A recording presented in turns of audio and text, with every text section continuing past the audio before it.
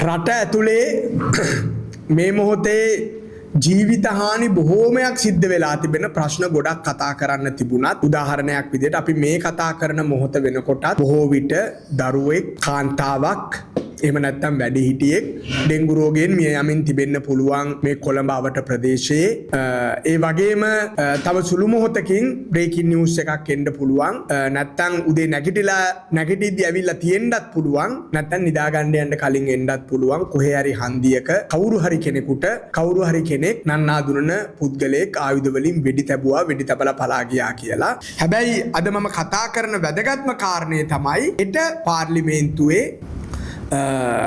මේ අපේ රටේ අධිකරණ ඇමතිතුමාට විරුද්ධව විශ්වාස භංගයක් ඉදිරිපත් කරනවා විපක්ෂය. මම හිතනවා ඒ පිළිබඳ නැවත ඒ වෙච්ච කාලරාමෝ සහ කාලසටහන නැවත මතක් කර ගැනීම වැදගත් කියලා හිතෙනවා. රටේ ජනතාව විදිහට මේ ලෙඩ රෝග වලින් වෙඩි තැබීම් වලින් සේරම මිය යන ASCII ඉතා පැහැදිලිවම නවත්වා ගත හැකිව තිබූ මනුෂ්‍ය ඝාතන 31කට ආසන්න ප්‍රමාණයක් නවත්වා ගන්න බැරි වුණා. අධිකරණ ඇමතිතුමා Facebook බලලා තිබ්බේ නැති නිසායි අර උවිඳු කියන විදිහට එදා හවස අධිකරණ ඇමතිතුමා නිදාගෙන හිටපු නිසා විවේක ගනිමින් එතුමාට ටෙලිෆෝන් කෝල්ස් ආන්සර් කරන්න බැරි වෙච්ච නිසායි. දැන් මොකද්ද සිද්ධ වුනේ? මේ සිදුවීම සිද්ධ වුණාට පස්සේ වැඩ බලන බන්ධනාගාර අධ්‍යක්ෂ කොමසාරිස්තුමා ඇවිල්ලා කිව්වා බුද්ධ්‍යංශ තොරතුරු තිබුණ නිසා වෙන්න තිබුණු ලොකු කලබගෑනියක් අපි නවත්ත ගත්තා.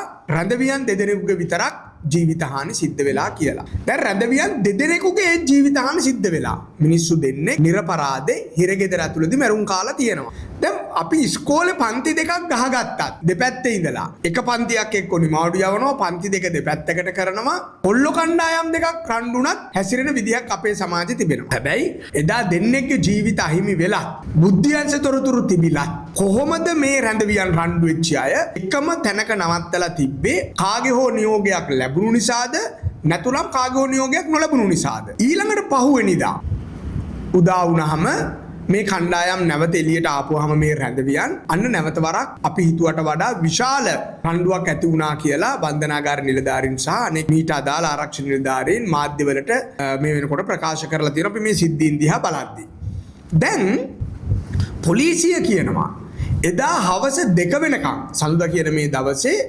පොලිසියට ඉල්ලීමක් කරලා තිබුණ නෑ කියලා මේ සිද්ධියට මැදිහත් වෙන්න කියලා. ඊළඟට මෙච්චර ලොකු අවදානමක් තිබෙද්දී මේ වැලිකඩ ඇතුළු අනිත් බන්ධනාගාරවල නිලධාරීන් දැන් මේ මැරිලා ඉන්න නිලධාරීන් 10 දෙනාගෙන් මම හිතන්නේ 7-8 දෙනෙක්ම මීගමු බන්ධනාගාරෙ නෙමෙයි එළිය බන්ධනාගාරවල නිලධාරීන්.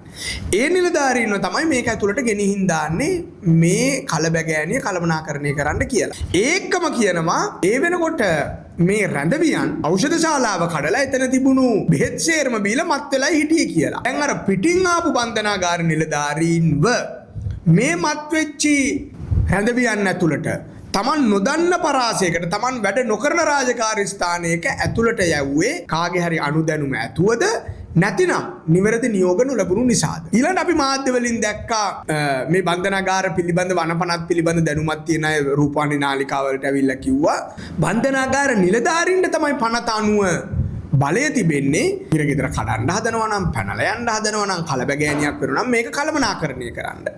එතකොට දැන් අපිට මතකයි ඊට පහුවෙනිදා අර කිඹුල් කඳුළු හොලන්න නාට්‍ය රංග දක්වන්න බන්ධනාගාර ඇමතිතුමා ආපු වෙලාවේ බන්ධනාගාර නිලධාරීන් කියනවා සියලුම මාධ්‍ය වලින් අපි දැක්කා මේක නියපොත්තෙන් කඩන්න තිබ්බ වැඩක්. නිවැරදි වෙලාවට අපිට උපදෙස් අන්න ලැබුණා නම් අපිට මිනිස්සු 30-40කගේ ජීවිත හානි වෙන්න කලින් මේක නවත්ත ගන්න තිබුණා කියලා.